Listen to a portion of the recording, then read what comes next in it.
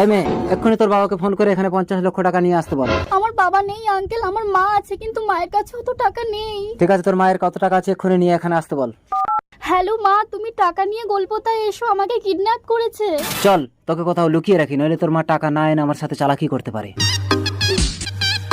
এখানে চুপ করে বসে থাক, তোর মা টাকা নিয়ে আসলে তবেই তুই যেতে পারবি। তাড়াতাড়ি চলো, কে তুমি? পরে বলছি। এটাই তো গোলপোতা, কই আমার মেয়েকে দেখছি না তো। দিদি! হ্যালো, নম্রতা? কৈলাস, তার মানে স্থিতি আমাদের মেয়ে? তোমার এই মেয়ে পাচার কারবারের জন্য পেটে বাচ্চা নিয়ে আমি তোমাকে ছেড়ে চলে এসেছিলাম। আমাকে শেষবারের মতো ক্ষমা করে দাও নম্রতা। মেয়ে কোথায় বলো, এটাই কিন্তু তোমার শেষ সুযোগ। মেয়ে আছে, চলো। স্থিতি এখানেই তো রেখে গেছিলাম। Hello police. আমার নাম নির্ণয়, তুমি আমাকে বিয়ে করবে? না, আমি মায়ের কাছে যাব। এই কি হচ্ছে এখানে? না না, কিছু না, আমার বউ